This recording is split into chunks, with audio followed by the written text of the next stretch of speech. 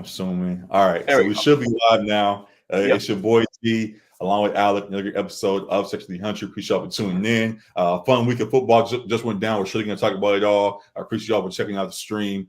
Thank y'all for tuning in. Make sure you follow LA Sports Report on all platforms. Definitely going to have a lot of content there. You can watch our live stream, be active and part of the chats here when we're live each week. Make sure you're following us individually on IG and on Twitter. We have a lot of updates going on for you there when we're going to be going live. But if you want to watch individual episodes or clips from the show, they'll be on LA Sports Report for you to check out there. And a lot of fun stuff will be continuing to flood there each week. So a lot of good stuff going on right now. As you say, I got the Rams jersey on, and we're definitely in the LA spirit and enjoying what's been going on in the city, even as things have been, we haven't had the most success we would have wanted. As we just saw this last weekend, the Rams and Lions faced off and almost put it off with the Lions on the way to hold on. They got their first victory in 30 years, so yeah. or whatever. Let them have their moment this year. Y'all got it, whatever. We'll be back surely. But in full, definitely was a great game that we thoroughly enjoyed. And sadly, we were on the bad side of it, but definitely a great moment. Alec, any first thoughts on what you saw this last weekend between the Rams and Lions? Yeah, first thing, you mentioned that it was a great weekend of football. Honestly, it wasn't. It was a lot of blowouts, not a whole lot of good games. But this game was, what did Robert Pelinka say? Manna from heaven or whatever. We'll get to it later, but I enjoyed the blowouts. So this game, they went the right way. I'll call this game manna from heaven because this was the best game of the weekend by far. It was the most anticipated one, I think, for us as well. So, and for a lot of people, just with the narratives of Stafford coming back to Detroit and Goff kind of getting his revenge against his old team that traded him to Detroit, Right. and it played out just as best as we could have hoped, a wire to wire game, and it was really exciting. Could have gone the other way as we expected, but as you mentioned, Detroit was able to hang on in the end there. Yeah, it definitely was. It definitely hurt that we didn't get the job done. I felt like there were so many chances for us to get there. As you see in the slight breakdown it has on screen there, there's a lot of scoring in the first half, and then adjustments were made on both sides, and neither squad could get in the end zone. It was field goals in the second half, and both were trying to find their way. But it was definitely a cage match of us just trying to do whatever we could. Not even able to convert on a few third downs. Obviously, as we said again, not being able to get in the end zone a few times when I thought we could have been there. It definitely hurt us. And it was sad. I was tweeting throughout the game. You just follow us on Section 300 on Twitter, just saying we can't. Field goals aren't going to be what do it. There are a few times where field goals kind of saved us, but we need to get the end zone at some point, at least one more time to get us over the hump, and we're unable to do so. So tough way to go out, but again, salute to the Lions for how they pulled off the victory. Also in that, while we are again give praise to the Lions, going back to the Rams, you see it says good season Rams. A lot of good things to still pull away from, even though we did lose. Again, even this game, again, we talked about it, giving him the keys. Puka Nacua showed out. We're absolutely ballistic and wanted to make sure we give him full praise. And just who else did you see that stood out in this game and the end of the season that you want to highlight? We definitely wanted to give Puka his acknowledgement as you did for sure. He was the best player on the field to me between both teams. He was sensational once again, proving that he can be a definitive wide receiver one in this league. Real quick, we said pass Puka the keys, and folks got mad at us. It seems like you can pass the keys for real, and I think y'all on the same page and see where this is headed. So salute to him for showing he can be a true 1A. Just saying. Go ahead. Yeah. Cup was a bit quiet, and I think he's still a little banged up from his injuries throughout the season. But I still think Cup can be productive in future seasons. But as you said, no problem giving Puka the keys because he played like he can be a wide receiver one for sure, and had a sensational rookie season all around. Broke a 60-year record in terms of rookie receiving yards and that kind of thing. So he was great. Stafford was sensational, honestly. Like, he could not have played a better game. He was getting mauled out there by the defense at times, but he was hitting every throw, throwing sidearm and out of structure, and he couldn't have asked for a better performance from him. I think he showed that he's still honestly an elite QB in this league too. I feel like he gets forgotten at times just as the older guy too, but and coming off a down year with the shoulder and bad offensive line of the Rams last year, but man, like he had probably the second, third best quarterback performance after Jordan Love and Stroud this weekend. So yeah, he was He played real well. and the defense held up well enough for them to win this game. As you mentioned, I think it was more so just the offense not being able to convert in the red zone and having Yeah. to settle for field goals. But the defense played well enough to win the game. So salute to them on that end. But, Yeah, definitely a lot of good things to pull from. You talk about getting mauled. I hate to bring it up, but we saw that our guy Tyler Higbee went down with the injury yeah. during that game. And you want to just talk about that for a moment, just about I guess guys going low on players when they tackle. You feel a way about that and want to bring it up? Yeah, I mean it's a delicate balance because obviously the league with targeting rules has sought to outlaw the high hits and the hits targeting guys in the head area. Yeah, But a lot of players and former players have complained about that they'd rather get hit high than get hit low in the legs and knee area. Kirby Joseph, this is the second time he's knocked out a tight end with a sure. season-ending injury. I think it's a torn ACL for Higbee. I believe it was the same for T.J. Hawkinson a few weeks back. Right. So second time this year, same dude is taking out guys' ACLs, and it's clearly a dangerous play. And so I Correct. don't know. It's hard because if you're outlawing the low hit, then you're getting a very small window for guys flying at high speeds to try to target where to hit guys. But man, like you hate to see a guy get a 6 to 9 month recovery type injury Of course. off a play like that. You hate to call it something dirty, but like it kind of feels that way when you see his knee just bend like that. It was nasty on the replay, but there's only so many ways you can kind of hit guys for a defender. So it's a delicate balance there for sure. Very delicate. They're also talking about eliminating the hip tackle where guys kind of drop Hip drop, along yeah. the hip and leads to guys getting rolled over and ankles getting jacked up and things as well. So they're making it very difficult for folks. I'm not going to go and say they're going to flag football and all that kind of extent. Some folks are mad and feel like it's going there. But again, as you said, the window for guys to hit legally without getting like injured in the process is very small. So I got to continue to figure out what's the best way. Then we talked about before, we talked about a long while ago. The reality is on both sides, you said guys would rather get hit high. Guys understand what they signed up for in a way. It's kind of hard to say, but the reality is guys with the pads on and playing football at the game at this level, they understand what they're doing and doing so. I guess the next step was just continue to make sure that both sides are trained. You train guys to hit going through the middle or kind of going a little bit shoulder level or whatever the case is. Then you also have to make sure you train the receivers and guys of that nature to protect their heads as well. Something else I've noticed, and not necessarily calling it out, but as you see, you teach the defenders to keep their heads up and you want them to lead with their shoulders and things of that nature. But there's not a lot of talk about how a lot of times running backs or the runner at the time will duck their heads as well.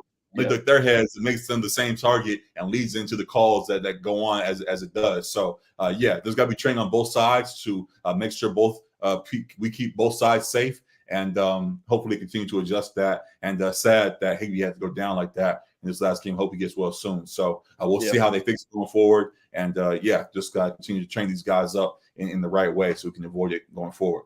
Yeah, it's tough too because like the head injury, obviously, like concussions seem to put guys out sometimes only a couple weeks, but the long-term effect can be so severe in terms of CTE and other brain damage long-term, whereas the lower body injuries put you out for several months, but hopefully like it's not as severe of an effect like for the rest of your life kind of thing like a head injury could be. So it's a real like delicate balance for the league to try to like figure out how to manage that.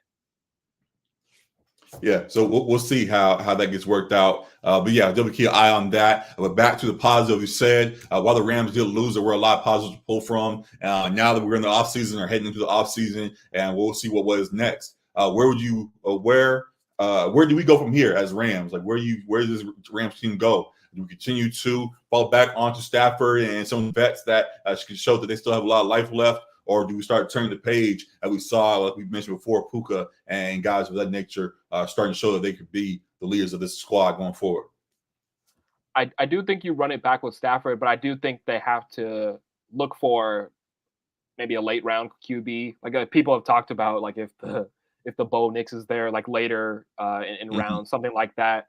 A guy that's Mhm. obviously not going to be your starter next year, or maybe even the year after that, but that you Sure. can have like sitting, waiting in the docket to come in when Stafford does eventually retire, because I'm sure he doesn't have that much longer, but he's still playing at a borderline elite level, like I said. We keep So saying that he bounces back. So I think it's more so just having a good backup, just in case he has to sit for a little while. I wouldn't say you need to draft a guy. I think he's earned just the room to say we don't have to go and start banking for the future just yet. We can let him show that he's the short term future for us still. I And don't yeah, know. I yeah. feel like that's a little risky not doing it, like not Uh, stashing that guy kind of thing. just saying that, knowing that there are other pieces as we'll get more into, that other Mhm. pieces that could be addressed in the draft and of that nature, Mhm. showing that we can go and get Wentz or last year, who now is playing well this year, Baker Mayfield, who's in the playoffs and stuff. Just making Yeah. sure there's a good backup. You don't necessarily have to be the Right. guy of the future, because I think Matt Stafford can hold out for a year or two. Maybe next year when the draft comes around, you can more so focus on that if need be. But for right now, just having some good, just having depth, as we talked about during our truths during the season and all of that, making sure there's good depth beyond him, because we don't want him to be out and all of a sudden the team falls apart, as we almost saw it before. So I somewhat agree with what you're saying. Yeah, and I think like the Rams are talented and have shown that they've been talented in their draft scouting process. I mean, being able to identify Puka in the 5th round. Absolutely. Same with Kyron Williams, who is an elite running back as Mhm. well.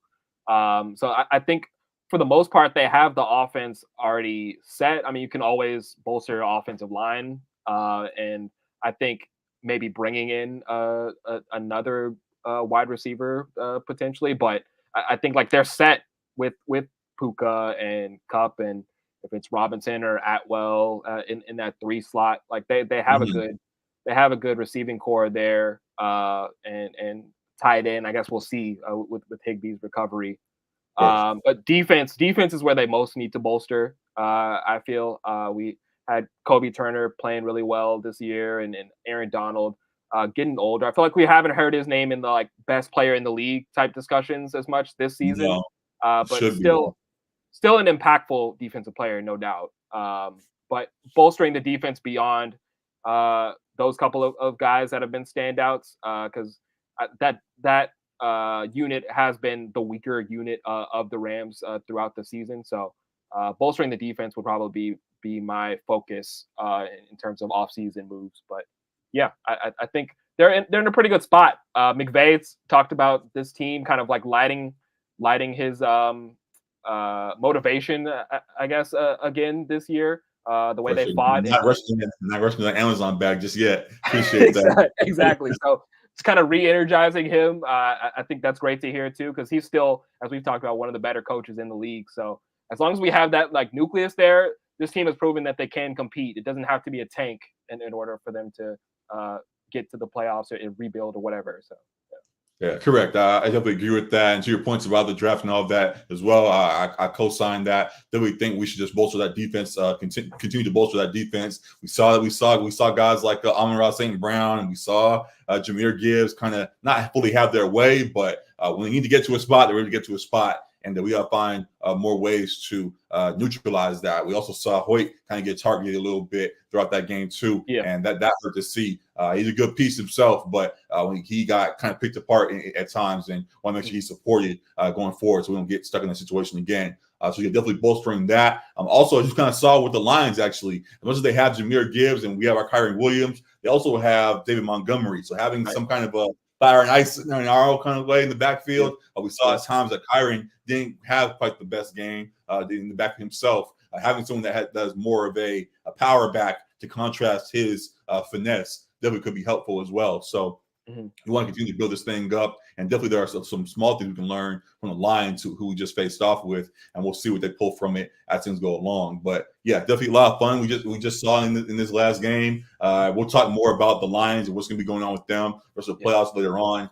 But in regards to what's happening here in LA, a lot of good stuff to keep holding our heads high with, and excited to see where this thing goes next. So, Yeah. any last thoughts on the Rams? No, just once again, impressive season. Yeah, hard to be disappointed. It obviously is disappointing to lose in the first round, but great season overall. Yeah, great season. Looking forward to what's next. And yes, definitely will be supporting. On the flip side, before we go again, make sure for those that are tuning into this part, continue to show love to LA Sports Report. Definitely want to continue to build that up.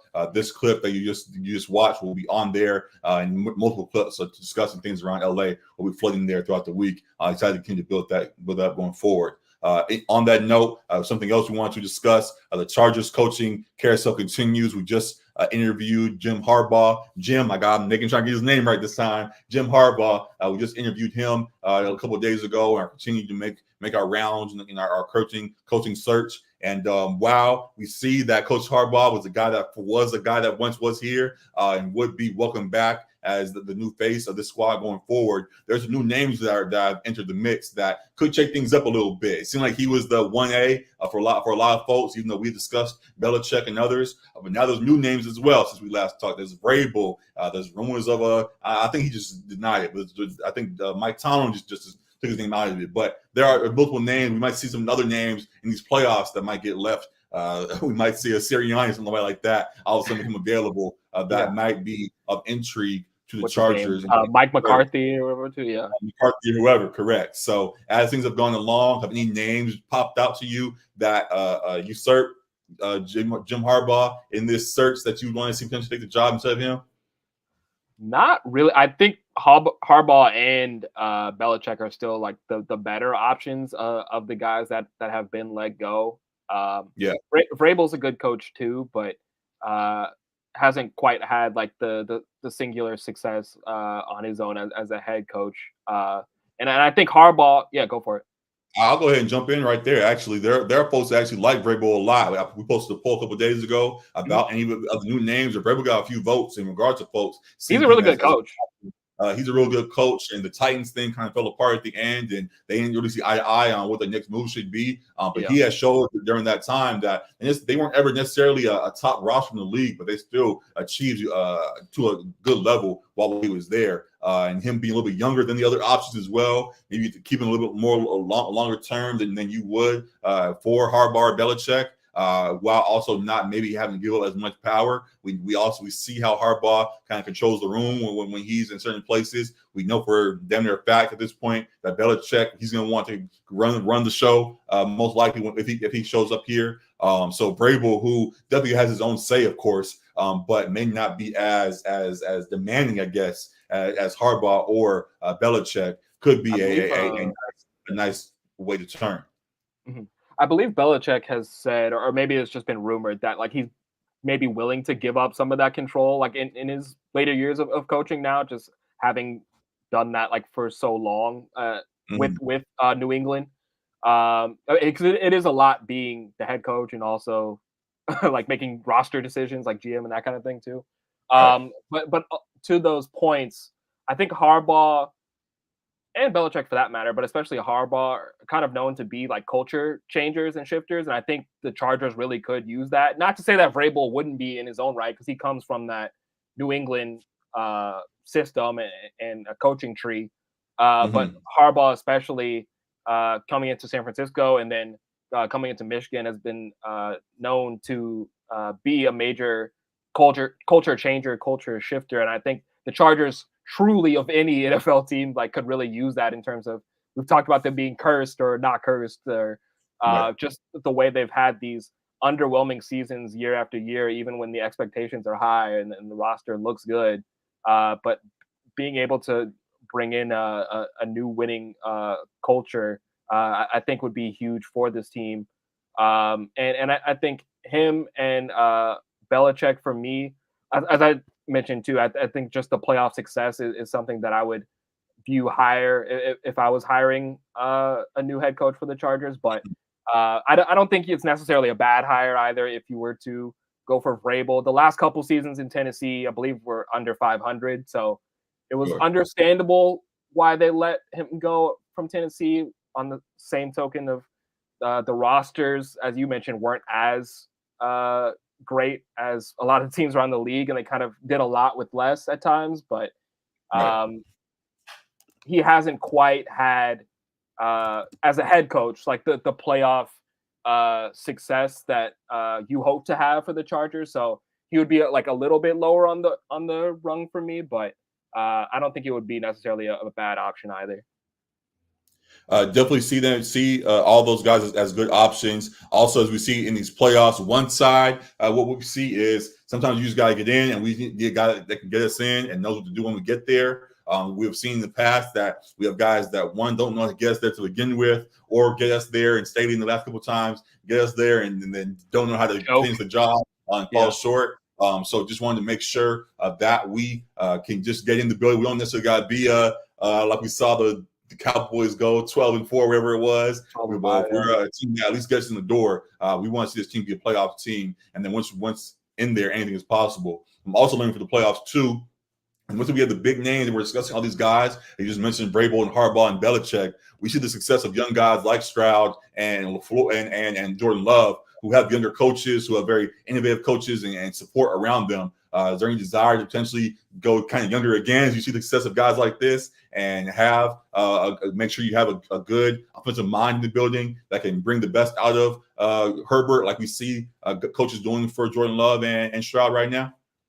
Well, LaFleur's a younger coach, but he is a veteran coach, like at this point, and coached Rodgers. Absolutely. So he's got that. But DeMeco Ryans, the first year with Houston. So that's been quite amazing to see between the chemistry between him and Stroud in his rookie year.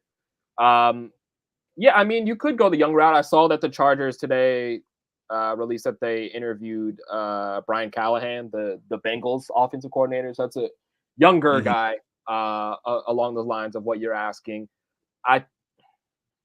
If I'm a Chargers fan, I feel like I want the more veteran guy at this point.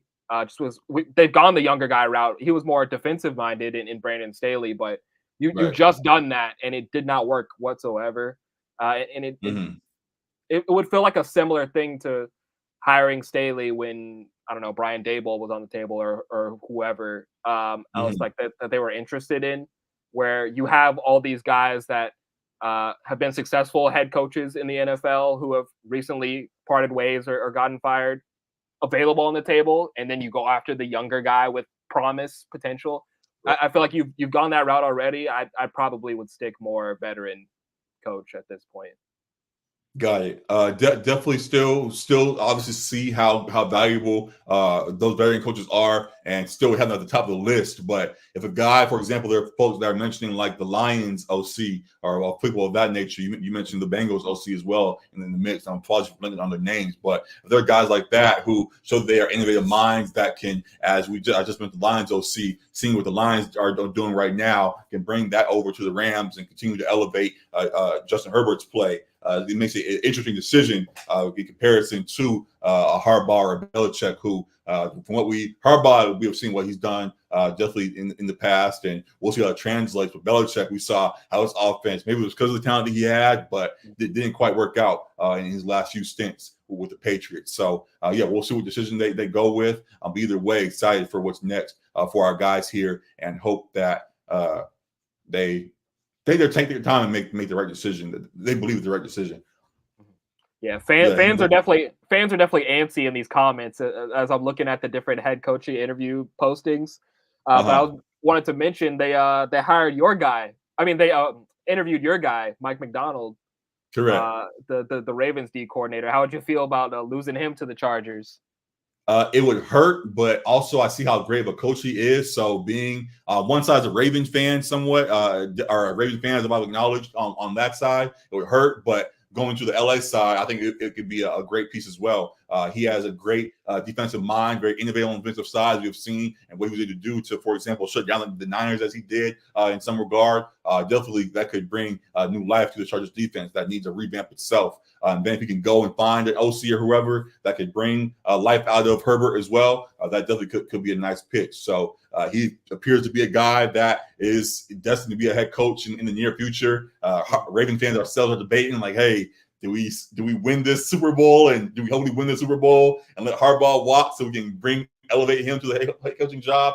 Or do we just accept that he's going to be gone after the season? Because one way or another, he surely will be having that head coach cap next year. So he definitely is a great mind. And if it ends up being for the Chargers, I think that actually could work as well. So there's a lot of great pieces as you see in the tag. It's gotten very interesting in regards to the names in the mix. A few young guys that are showing up that could be great options. A few vets, all-time great names in the mix as well. That could be the head. So we'll see which way they lean, and we'll surely be covering it more as things go along. But yeah, very curious to see which way they decide to go in that. Any other thought of the Chargers right now? I saw they interviewed you guys OC as well too, Todd Monken. so like they're interviewing Yeah. both Ravens coordinators. He even at Georgia, he kind of ran the I guess we'll say in simplest terms, like kind of a run heavy kind of offense. Like he favored the run game a bit, and while he could spread the ball out, of course, based on the talent that's around him, I don't know if that type of play style works best for Herbert. What I've seen so far, at least. They still have Kellen Moore though. Correct. I'm just saying, if Monken becomes the head coach and wants to implement some of his ideologies, I don't know how that fully would translate. Of course, you adjust to your talent, and they would make do with what Herbert's skill set requires. But just from what I've seen so far, I don't fully know how that would mix. But again, he's showed to be a great mind himself as well. I'm sure he'd make it work. And yeah, again, interesting to see how all that plays out. Stay with my Ravens though, man. We're trying. Let us finish our job first, and then talk to us. Don't get our heads too distracted right now. But yeah, excited to see again, as I said, where this all goes next. Sure. Hey, that's it for you with the Chargers. That's it. For sure. So again, we said at the end of each segment that we're doing for the LA stuff. Follow us on LA Sports Report. A lot of great stuff going on there. Subscribe to the show. Follow them on IG and Twitter and all of that. We'll continue to build it up, and looking forward to chat with you guys in the comments about what's going on there. Next in line, we talked about the pros and what's going on with the Rams and what just wrapped up with them. We talked about what's going on with the Chargers, as you see here. There is some big news going on in the college world. We'll start with our QB at USC. Caleb Williams just announced for the draft officially. We've been talking about it for some time now. It seemed like it was destined to happen, and he finally made it official in the last couple of days. I'm very excited for him. Just now, our full thought with him officially declaring. I guess I'll ask you, as I asked on Twitter, where do you want to see him go amongst the top teams in the draft? Do you want to see him go to the Bears, as we discussed before? You think the Commanders are actually the right fit, or so a team trade up as could be a very real possibility? Man, yeah. When you posted that question, I didn't even answer because I was honestly like, I don't even know. Like, I think all these teams could like benefit from having him. I was just thinking about like the Commanders you mentioned, like finally having their guy like at quarterback, but they've also like had rookie QBs who they kind of thought could be the guy too. So it would be great for Terry to finally have that QB that's can get him the ball on a consistent basis and make all the throws. But who knows? Maybe it doesn't fully translate for him too, and maybe it's a similar situation with the other rookie QBs. But and then the Bears having missed on Mahomes, having an opportunity to bring in a Mahomes. What was some of the scouts saying? He was elevated Mahomes or whatever. He was more refined Patrick Mahomes Lamar hybrid. Yeah, all the crazy comps he's been getting. So with those comps, maybe they don't want to miss out, like on Mahomes like a second time as they did previously. So I guess to that point, as we're already kind of confirming it, what do you actually think of Caleb? Do you think of him actually as a very high quality quarterback, or do you think he's kind of overrated? The thing is, I don't know where exactly he's rated at this point, because like he's taken a lot of some criticism, at least after this final season at USC. But it was it felt like more of a team thing, like not solely on him. He had some bad play, but it was more of a team defensive thing. This team was constantly giving up 50 points. He's constantly being in shootouts. I think he's a really, really talented.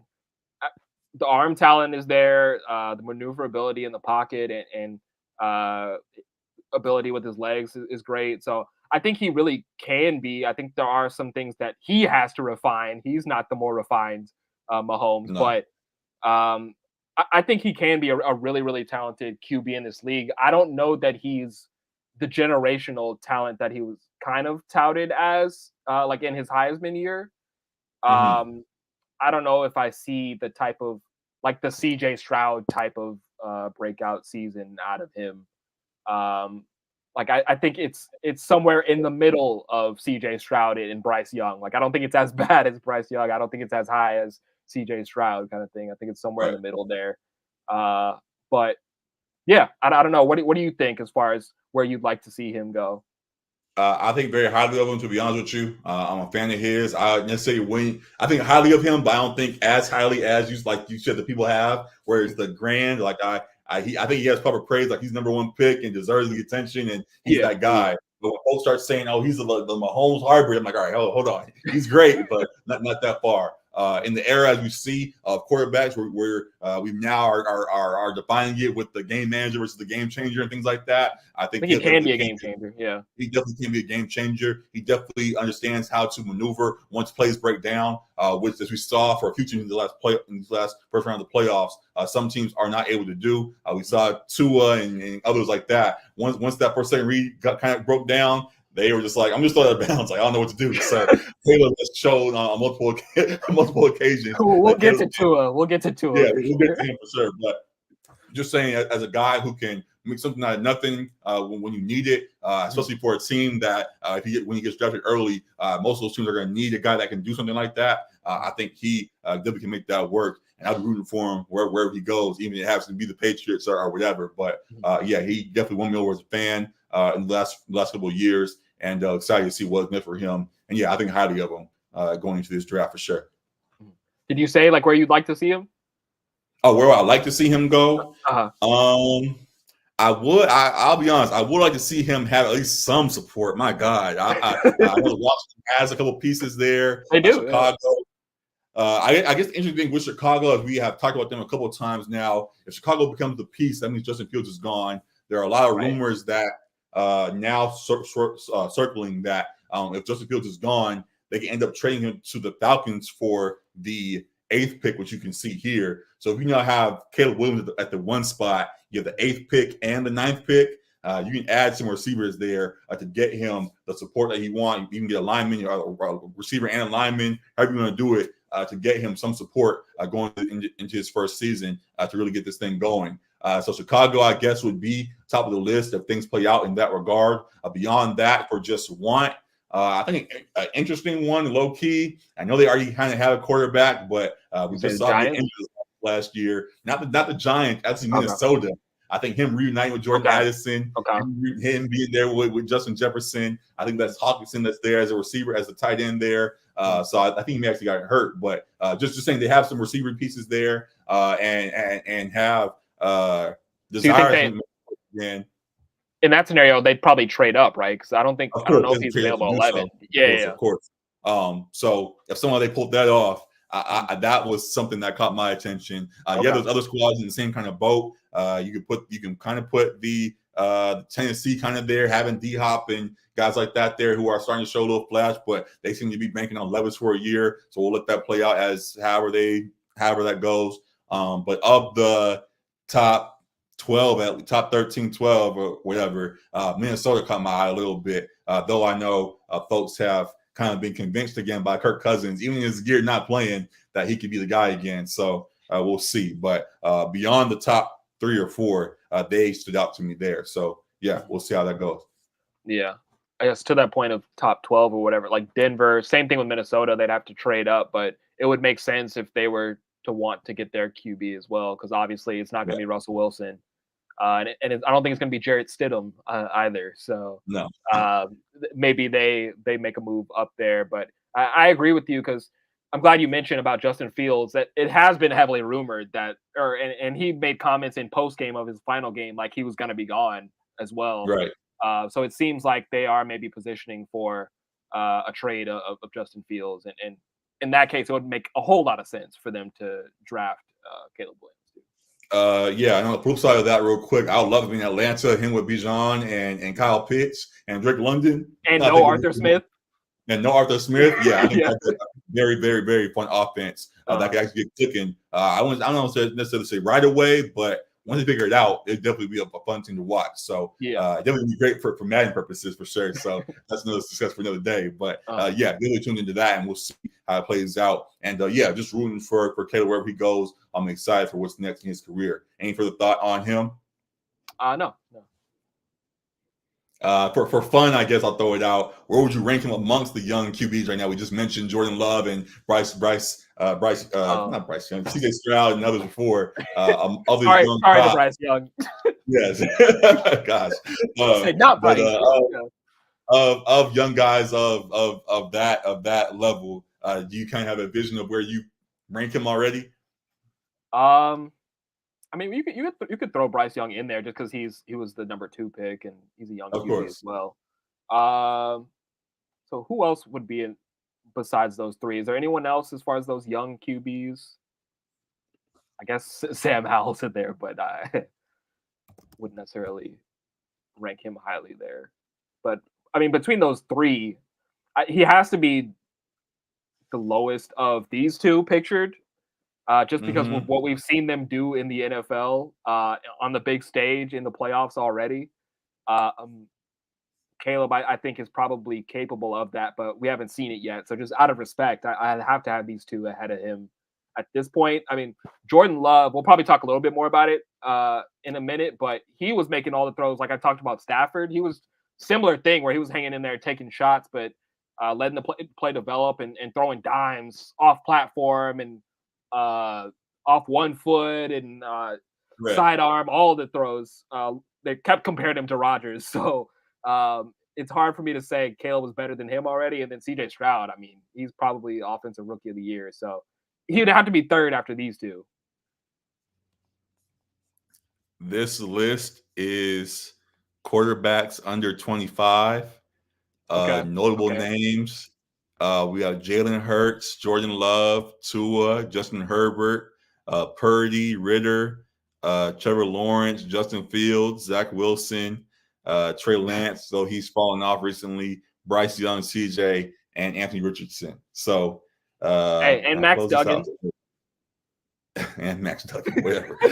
But yeah. Would you say he's a top 5 QB under 25 right now already? Definitely giving CJ the belt. Definitely given. Is Love not pictured? Is he over 25? Jordan Love, he's there. He's there. Okay. Herbert is better at this point. So that's 3.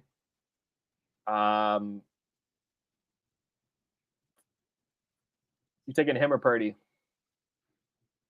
Don't ask me that question. Answer it. Because Purdy's been putting up, man. That's what I thought. I think, like, for eye test in terms of talent, you probably put Caleb over, but we've seen Purdy be Mr. Irrelevant and be sensational in his own right. So, out of respect, I probably have Purdy a little higher, but eye test tells me Caleb Williams can be more dynamic. So, yeah, we'll put him over him for this point. Is there anyone else? Trevor Lawrence. He hasn't been the generational prospect that we thought he was going to be in the league. I was just Andrew Luck. People said I was on that boat too. I thought he was really about to click, but hasn't quite put it together just yet. So he's probably borderline 5 at this point. Caleb, can you scroll down to the bottom again? Yeah. Yeah, CJ, Love, Lawrence, Herbert. Hurts, man. Drew Wall's clone. Man,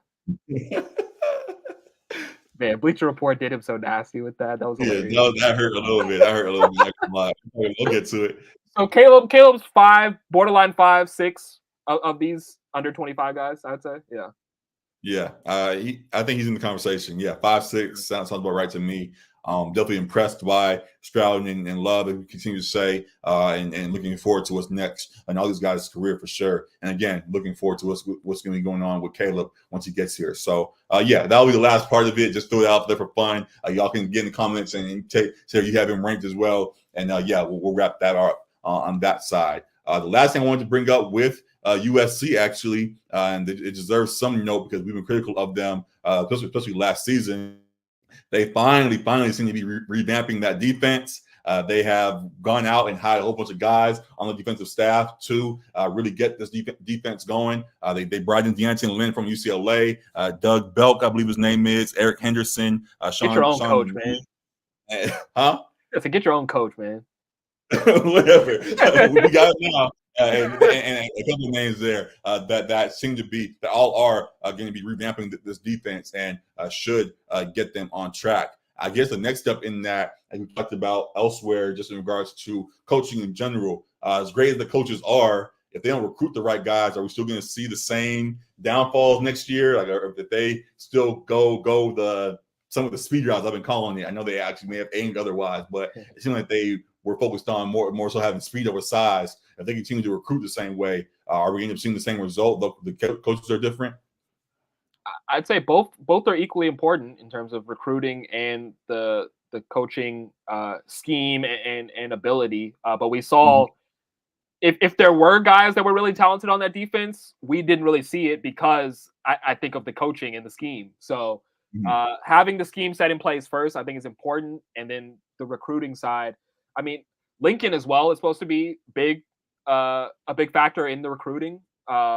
So hopefully that between that and USC, just the program history, I guess, because in recent years it hasn't been the same USC program that's been lauded for so many, but they have that history, that legacy of the USC football program. So being able to lean on that, being in Southern California, having Lincoln Riley, I think that'll help in the recruiting process. But hopefully these guys are skilled at it in their own right. And can bolster that defense because we saw that was ultimately their downfall. They were able to put up points, but they couldn't stop anybody. Yeah, these are highly talented coaches. Some of these guys are pro guys that are coming back down to the college ranks and will be highly respected in that locker room. So excited to see how they turn this thing around. But I was kind of alluding to, and to ask more directly, I guess I don't know how much of a difference the coaching makes if the recruiting stays the same. And hopefully they are investing on the recruiting side and really going out and getting some guys, especially as they enter the Big Ten this season and beyond. One that has more muscle. We saw even for Washington going up against Michigan and things like that. When you start going up against those dogs on the other side, it's a little different of a ball game. So I want to make sure we're prepared for that. I'm excited to see how this staff gets our guys prepared for it. So there's something I noticed real quick that I wanted to mention as well. Excited to see what's next for them. Looking forward to USC's transition as well as UCLA, who's moving on over there as well. And we'll talk about it more as the season goes along. But fight on to these guys and hope things go well this offseason as they get rolling. So, looking forward to that. Anything else on USC, UCLA you wanted to mention? No, I don't think so.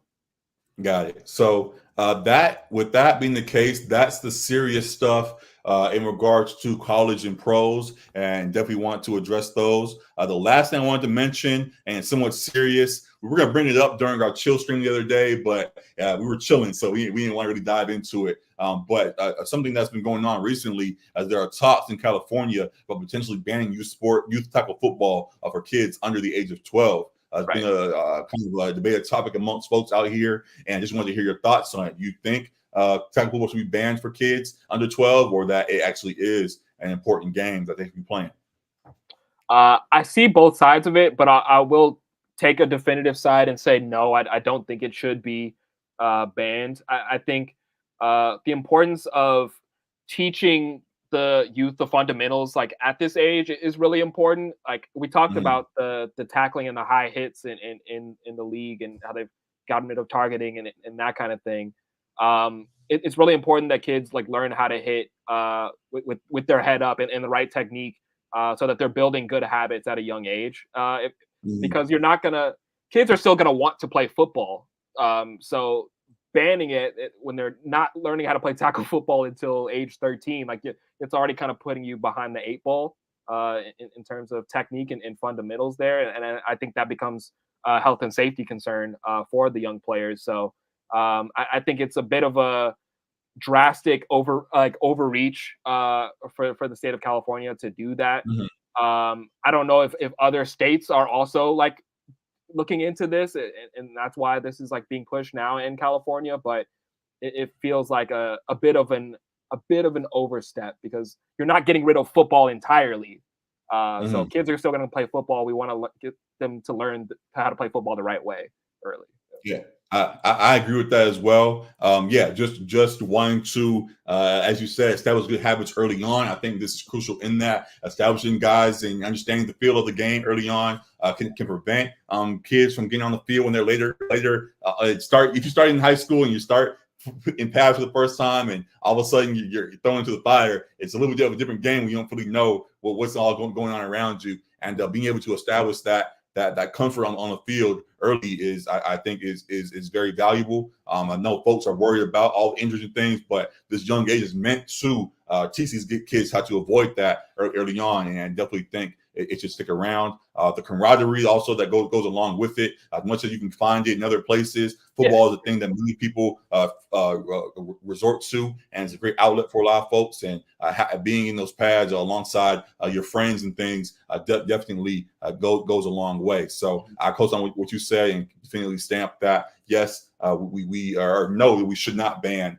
youth football for kids under 12, and that just continue to emphasize good coaching and making sure that that's a priority for these kids when they're in there. Less focus on the business, because I know especially right now, there's a lot of folks focused on how you can transition these kids into the leagues and all this. It's like, yes, that could be a thing, but the main thing right now for kids that age is just be knowing what they're doing when they're in the past to begin with, and also just allowing them to have fun for that time. And then once you get serious, once you get past 13, 14, you start looking at high schools and colleges and all of that, then y'all can really start getting into the business of it. But at that age, let the kids learn what's what, let the kids run around and have fun, let them understand the importance of strapping up the chin strap the right way and all that kind of stuff. And yeah, I think that message is very important. So yeah, hopefully they don't fully go forward with that. We'll keep an eye on it as things go along. And yeah, that's definitely something that caught my eye that I wanted to bring to our attention before we got out of here. So I think on the so on the other side of it, I would say I understand like the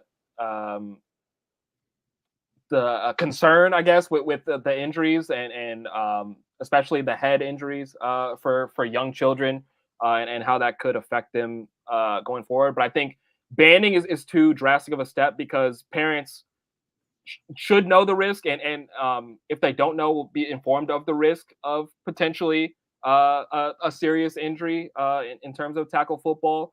But it should be like up to the parents to decide whether or not they would want their child to take that risk. But basically, like, you should know what you're signing up for. So they should be informed and all of that. But it shouldn't be like, I guess, the state's decision to decide whether or not you put your child in harm's way, quote unquote. The parents know what they're signing up for. Well, first the kids should show some interest. Exactly. Then the parents should know what they're signing up for. The parents should then make sure that they are putting them kids on a team that has the coaches that really care about their safety and are going to train them the right way.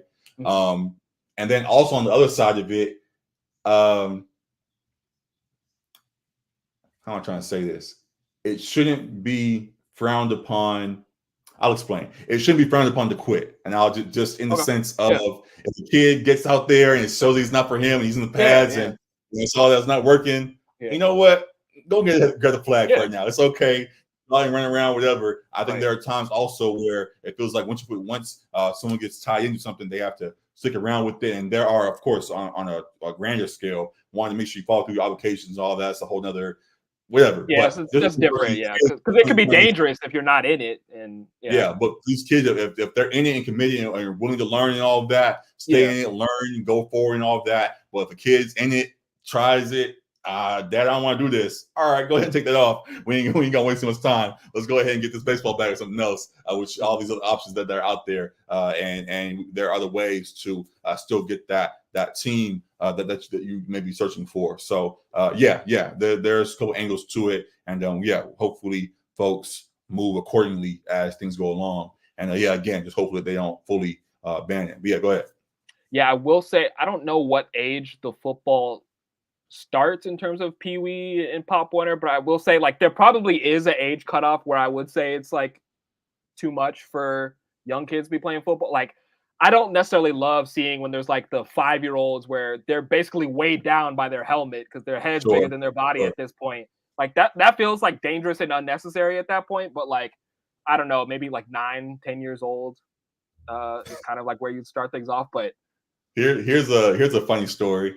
I started out playing football myself, uh, and when I was playing football, there was one time where I was when you're playing flag football, it's like 7-on, or back then it was like 7-on-7 or whatever. You play both sides of the ball. You're kind of just running around, learning what's what. To our jokes here, ironically, I was playing for the Patriots, was the name of my squad. yeah. That may be why I hate them now, but whatever. But there was one time when I was on defense and I got set up as the safety, I believe it was, and Okay.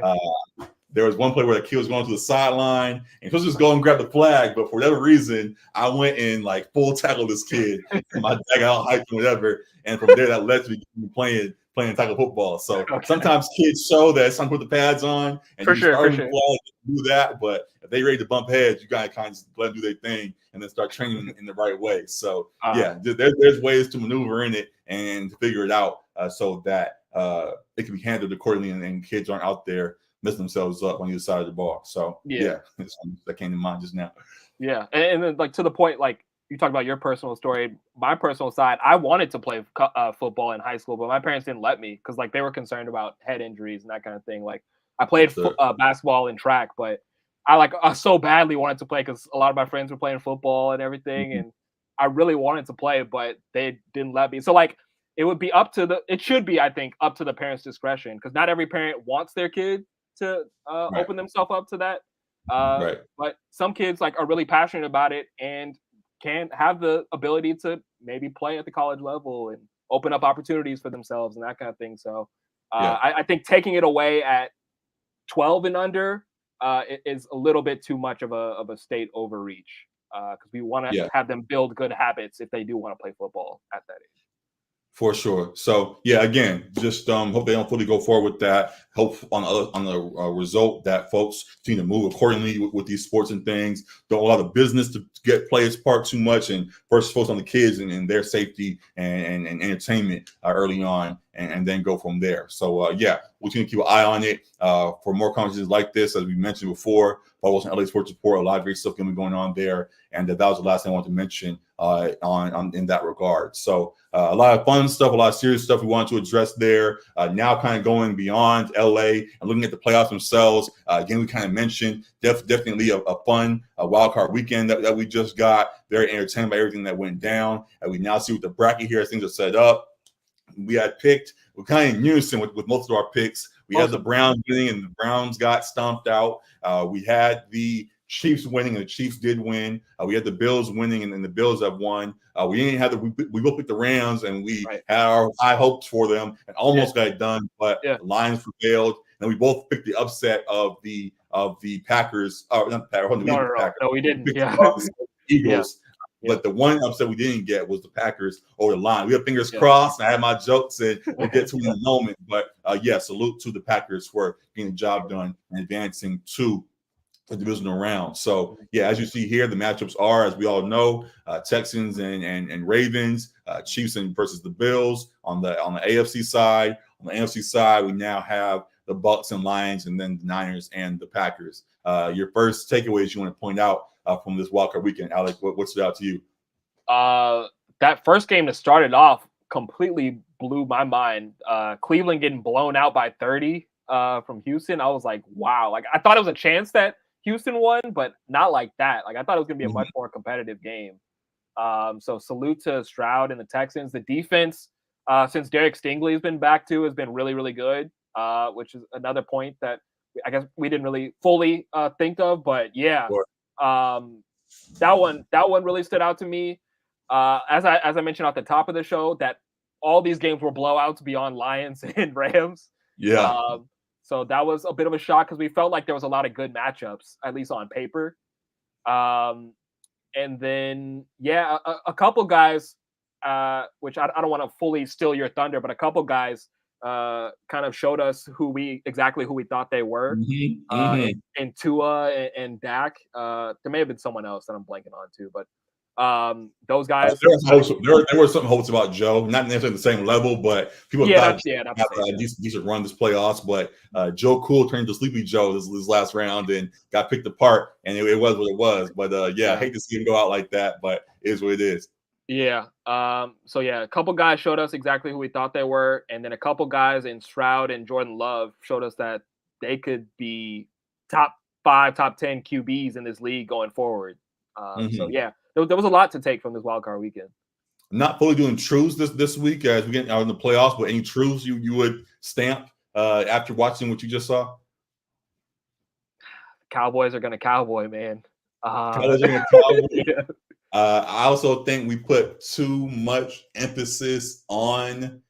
As we kind of point talk about the Chargers, it's, for a lot of teams, it's really just get in and then figure it out from there. So we talk about all these rankings throughout the whole season and where teams fall and all of that. Once the playoffs start, it's a whole reset. Yeah, clean Teams, slate. Yep. it's truly a clean slate for a lot of teams, and they go into these new games with a whole new life because they know it can be one and done for them, and it changes the result than what opposite of what folks may have seen based on the regular season. So yeah, seeing how that played out, definitely keep that in mind as we go along for future years in these playoffs, and even just for right now in this run, seeing how things have gone as well. So yeah, just salute to the teams that really turned up this last weekend, and it's very excited for the rest of this playoffs. Though it may not be necessarily the end we have expected, I think there's going to be a lot of great games going on the rest of the way. Yeah, hopefully we get some better games this weekend. I believe we will. Real Yeah. quick too, I wish I forget what his name was, but the Houston fan who was in here,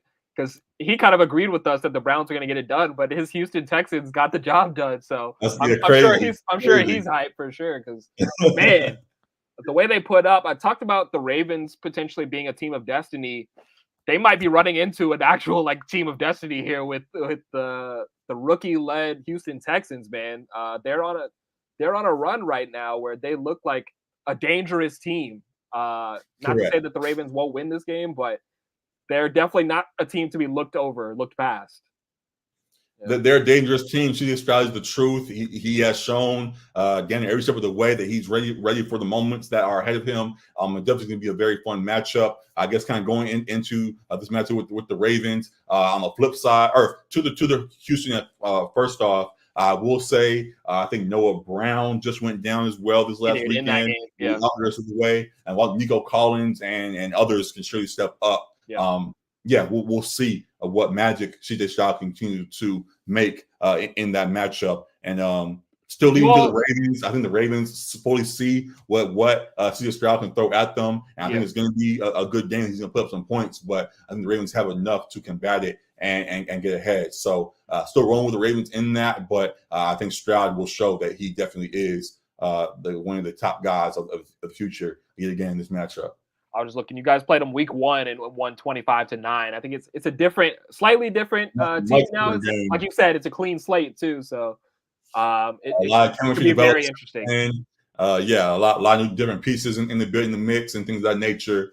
So yeah. While we did beat them very early on the season, I'm not even referring back to that at this point with how much has changed since. So surely going to be a very fun matchup. Again, still leaning to the Ravens. Not doing quick picks this week, so we can go ahead and make our predictions now. Okay. You picked the Ravens in this as well, or you got CJ Stroud with the upset? Yeah, I will lean Ravens in the win. I think the way that Houston potentially can is like leaning more on Devin Singletary in the run game, because teams have been able to run on the Ravens quietly. As I mentioned, it's just been the Ravens have been up, so game script has leaned towards passing the ball. Yeah, I will say teams have been able to run on the Ravens after they shut down the pass.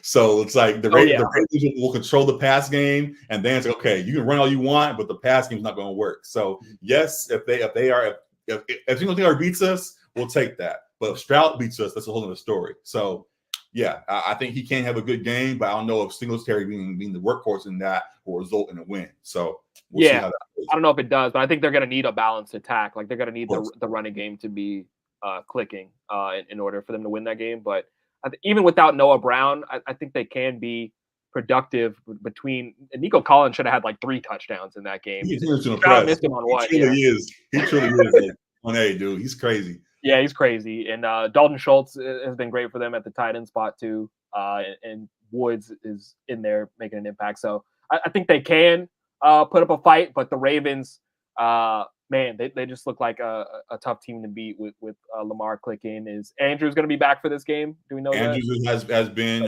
he's opened his practice window. He's practicing again. I don't know if he's fully going to be back, but he's suited up for our workouts right now. And if he is, that adds to the help. Also, we saw after the last game the Ravens played that the jokes about Lamar being locked in. He was fully locked in. Every time I've seen Roquan Smith talk, he's been locked in. The whole team seems to be carrying the energy, all those leaders as well. And they understand what they saw the momentum that Houston built last weekend. Are not going to take them lightly. They know what the mission that they're on. I think they will make sure that they stay ahead. So will be a good game for sure. But I'm still rolling with the Ravens in that, absolutely.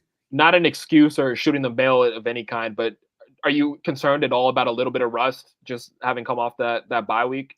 That was the question I asked you before the playoffs started. Like, hey, is it actually a bad thing to have that 1 week off because the momentum gets built up?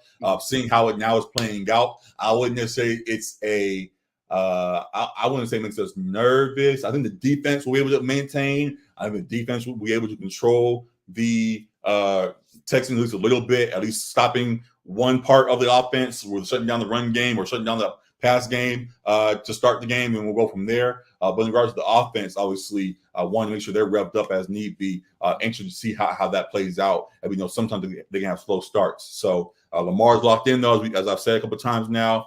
So if he truly is, they should get rolling, and the rest should help. So, yeah, it kind of depends. It's just glass half empty, half full. It's rest or it's rust. I think it's rest, and they will benefit from the break and get rolling this week. Got it. So yeah, that really is all we have to say for right now about the game. We may have a chill stream before the playoffs again on Friday, and we'll talk about it again if need be. But for now, that is it in regards to Ravens and the Texans. Going down the list, Chiefs and Bills. Thoughts about that matchup? How you see that playing out, and just thoughts about how they even got there to begin with. Yeah, let's start with Tua and that stinker in Kansas City, man.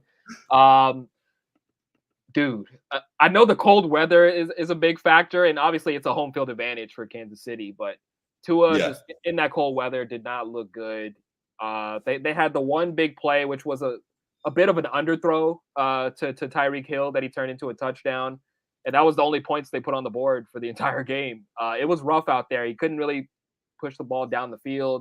There was a lot of screen passes, a lot of passes that bounced on the ground. Like he was throwing a lot of bounce passes. This is not the NBA to no. So yeah, it was rough out there, and I think it only further confirmed.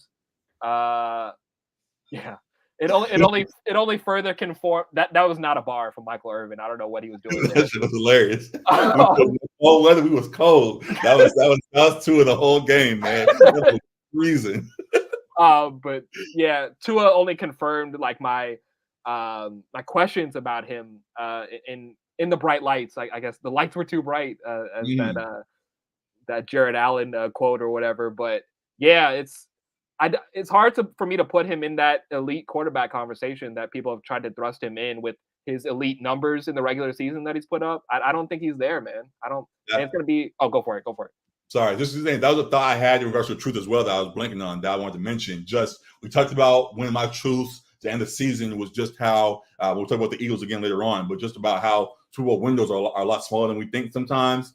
Also, that the quarterback tiers they can shift a lot more than we realize, or the change of the guard can happen a lot sooner than we think. And we somewhat saw. I wouldn't fully say a change of the guard, but I don't know we're gonna have Dak as a top 5 QB anymore going forward. Not top 5. No. I don't think we're going to see Tua as a top 10 guy anymore. We're going to see guys. Borderline top 10. Yeah. Borderline top 10, whatever. But we're going to see guys like Jordan Love higher up in the ranks. We're going to see C.J. Stroud high in the ranks. We're going to maybe even see Trayvon before, but just hypothetically, Caleb Williams high in the ranks early on, things of that nature.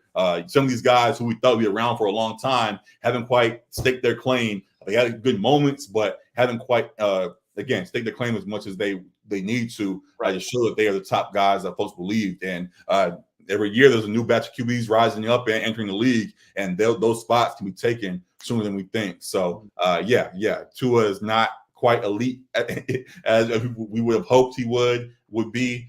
Dak, I think you mentioned that. Dak, we'll get to him more, but it's harder to stamp him anymore as the top MVP guy. We'll see how he bounces back, but that change of the guard can happen pretty quick. Yeah, and I think this Miami Kansas City game was a lot more about Miami's failures than it was about Kansas City being super impressive. Like their defense was solid as it tends to be, especially in the playoffs. Mahomes was impressive just because of the dichotomy of seeing Tua in the cold versus Mahomes in the cold. Like Mahomes was throwing darts out there to everybody still. So he looked good, and Rashee Rice looked really good for the Chiefs, which is great to see. Kelsey had a couple drops, which is like maybe he is kind of turning the corner a little bit. I told you what's going on. but Rashee Rice looked really good, I think the Chiefs. We talked about it. They didn't have a great regular season. Still managed to get a higher seed. Right. But we felt like they could win a game or two in this playoff still. This field wasn't too daunting, and they got probably the best matchup in Tua and the Dolphins in the cold. What are they like? I think Mike McDaniel's like 1-10 in his last 11 games in the cold or whatever. Yeah. So as most folks said, and we think we even said ourselves, when they said it was going to be -2 with it's going to feel like -30 degree chill or whatever, it was already written that the Dolphins weren't going to play in that. There was no way they could emulate that when they were in Miami. And once they got there, I think Tyreek even said in one of his streams after the fact, like, it was cold, man. I don't know what you want me to do. Like, Tyreek, you played there though. Like, you should know. Yeah, but just saying the whole team was adjusting to adjust to it. Yeah. Even Tyreek, though you say he played there before, we saw him a few times. Though usually he's a speedster. He got stuck at the line, was getting jammed by a few guys. Right. They were a little more comfortable in their positions, and he was not able to get his game off as he usually would. So it definitely was a bad look for them, and they're going to be on that fraud list for a while. Yeah, and just finishing up on Tua, I think.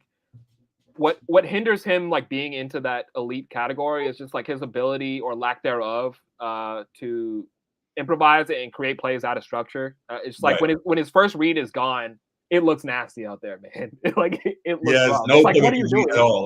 Like, and it's weird because when he was at Alabama, that somewhat stood out. Like there were the plays, even like the championship game where he won threw that pass to win the game versus Georgia, where he threw Devontae Smith, I believe that was, in the end zone. That was not necessarily a scramble, but he made a very impressive throw to get that ball in the end zone. We saw after that, when folks had him having discussion of things, that he was a little bit more mobile in the pocket and things of that nature, and was a little bit more of a scrambler. He got a lot of the Russell Wilson comparisons because how he moved in the pocket, but now it seems like he's much more of a statue. One reality, and we have to acknowledge it somewhat beyond the jokes, but we saw what happened with his concussions and all of that too. Maybe that slowed him down a bit, and that's just a reality of what his play style is for the time being until he fully gets himself back together. But right now he is somewhat of a beyond that and getting back to the jokes or whatever. But he's kind of back to a brick right now in the pocket. Just move around too much, and his reads and all of that have suffered. I joked about earlier talking about Caleb and stuff. Like he will get back there. First read's there, he's good. Second read's there, but if he has to go anything beyond that, he's throwing out of bounds or going into the dirt, and that's it. So hopefully they can get him mobile again and opening up his vision to the whole field to get him back to the level player that we at least thought he was going to be entering the league. So hard to see right now. Yeah, and then I guess with the Bills Steelers, there's really not a whole lot to talk about. Bills won a game that they should have. Yeah, go for it. I'll say that they yet again didn't fully separate like I thought they would, and maybe I think they did. I don't even think the score was like it was. It was 31-17. So I don't even think that was reflective of how close it was. Yes and no, but there were a few times where we see in games, like even in the Texans game, for example, or just in blowout games, there's a point where the momentum can fully shift and the team can take full control of the game and really put the nail in the coffin that this game was over. It feels like the Bills never fully stamp that. Like they'll win the game still, but they don't fully separate and they leave chances for the Steelers. The Steelers still had chances to come back, and they kept making their own mistakes because of Mason Rudolph and the offense not being what it was supposed to be, whatever. But just as we've seen all season long, minus the times they play the Dolphins, but they don't fully separate from squads. And that was something that at least I thought in this game, even as impressive of a game as it was for them. So going up against this Chiefs team, I guess fast forwarding to that, I'm actually picking the Chiefs in that because I think if they leave any room for Mahomes to make a play, he's going to make that play. And seeing what he has developed with Rashee Rice, seeing that Pacheco is doing, he's doing out of the backfield. Chuck Kelsey's not quite clicking right now, but continue to feed him at least in some regard. He might have to be perfect, but just still do just enough in comparison to what he usually is. I think they have enough there with that defense that has stepped up to get ahead of this Bills squad. So I'm going Chiefs in that, actually. I think I disagree with your assessment of the Pittsburgh game. Like, I do feel like they kind of had control of that game for much of it. But I think I do agree. To the last statement, I think it was more so the Steelers giving away control more than it was the Bills. Like, it was more of a Steelers loss than a Bills win to me. Like, if the Steelers had chances to stay in the game, the Steelers had chances to figure things out, and they just kept falling short and making mistakes. I guess that can be attributed to the Bills making plays, but I mean, because they got out to what, 14-0, maybe 21-0 Buffalo on them. So so kind of just managing the game towards the end. But it's like the Steelers didn't have enough. But if a team like the Chiefs has enough to stay in the fight, that they will actually make their statement and get ahead. So we view it differently, and so be it, and we'll see how it plays out. But I'm going to Houston this next one. Or Kansas City. I was like I was saying, I was disagreeing with your assessment with the Bills Steelers game, but I think I do more so agree with your assessment of Kansas City Buffalo. Like, it's hard for me to bet against Mahomes in a game that I think will be close once again with Buffalo in the playoffs. That's kind of like the monkey that the Bills haven't been able to get off their backs in the playoffs, at least. And I think Mahomes is still the better quarterback, who I trust more than Josh Allen. And that defense is a really solid unit. Like, that defense is what is going to carry them, like, should they continue to make a run. And the Buffalo Bills do have the home field advantage, which will be big for them. But Kansas City, as we just talked about the previous game, they're acclimated to playing in the cold, so it won't be as much of an advantage as it would be against another team. So you're not as worried about that. And then, of course, you got Andy Reid, as you mentioned. Rashee Rice has been great. I think you do still trust Kelsey, even though he's had some miscues here and there. So I think it is another, like, wire to wire game, but I slightly lean the MVP, the Super Bowl MVP, the Super Bowl winners in Kansas City there against Buffalo. As we saw kind of the end of the season with teams, their trajectories, we'll talk about the Eagles and teams like that, for example, later on. But just that, Mark Matt is in the chat. He said Andrew needs to give the Chiefs a good example of teamwork like the Bills coach did. Whatever, man. Hey, that's a good point, though. Sean McDermott, since the Al Qaeda ties, he's been 7-0, man. They've been 7-0, man. Whatever, but just what was I even trying to say? That threw me off, Jesus, man. But that's what I was gonna say. Just that in regards to these playoffs, I think on one side you'll either get the flaws at some point getting highlighted, or the I guess whatever the opposite flaws, the successes of the other team and what makes them stick, continue to carry them.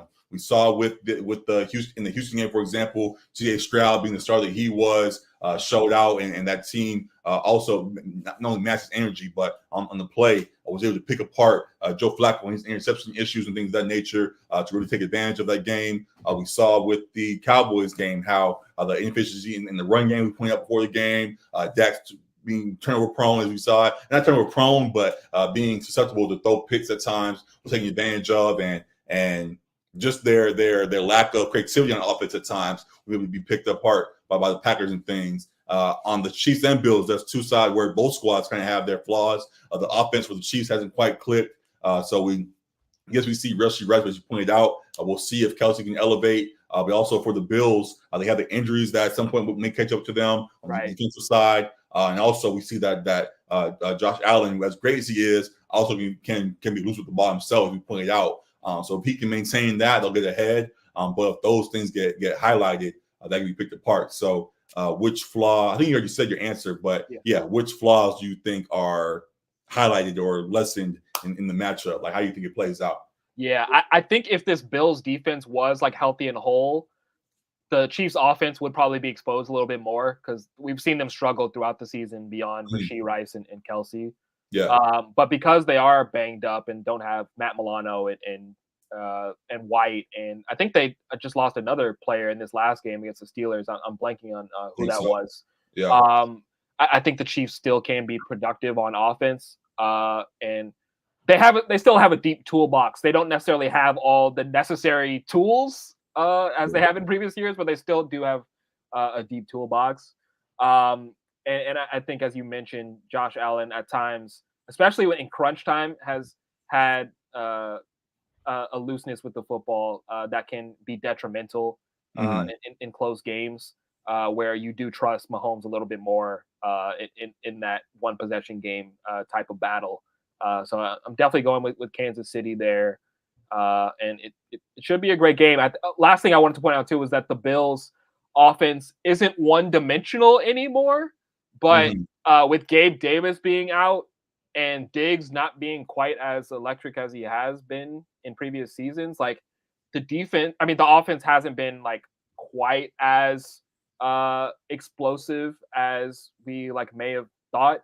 I guess like he's still spread the ball around to his tight ends like Dalton Kincaid and Dawson Knox, but not having that like big play ability kind of from Diggs or Gabe Davis if he's out, I think that kind of hurts them as well too. For sure. So yeah, that's just another element to watch. Yeah.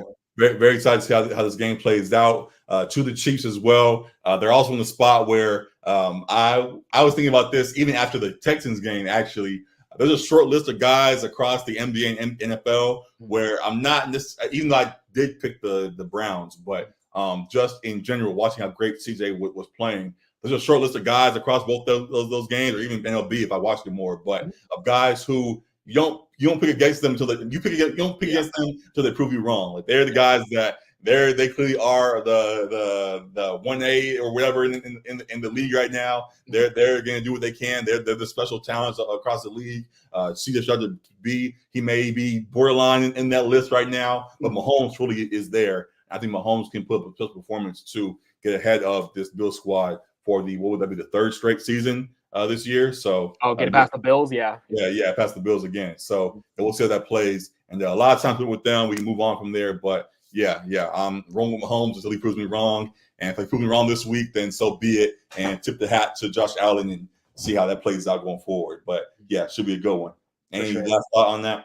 No, let's go to Lions Bucks because we already talked about Lions Rams, so we can Lions Bucks. Actually, no, we didn't talk about Eagles and Bucks though. Any thought about them, about Drew Wall's performance and what fell apart with them? Any comment?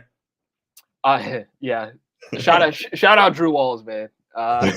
But yeah, I guess to the similar point that we talked about with Tua, I guess Hurts more so like kind of showing us like who he is. I do think he is still a good quarterback. I don't know that you can have him in the elite tier. Like I think he borders outside of it at this point.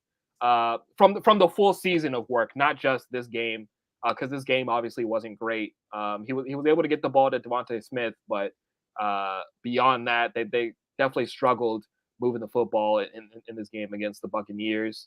The Eagles, man, at the point where I said I wasn't going to bet against them anymore, they just started losing every game. And so that was crazy to see this year. They clearly were not the same Eagles of last year. That defense was not very good, and that secondary especially was pretty horrible, which was surprising with Darius Slay and Bradbury. But Bradbury, I guess, might be on fraud watch. After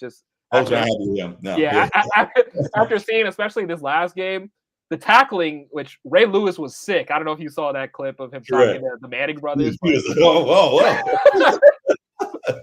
was mad, man. The tackling was horrendous from the Eagles. I don't know what they've been doing in practice, if they've just been listening to Jalen Hurts' motivational speeches, but they need to practice tackling because, man, it's been rough. It was rough to see from the Eagles. I think it was Trey Palmer who got loose for a big one.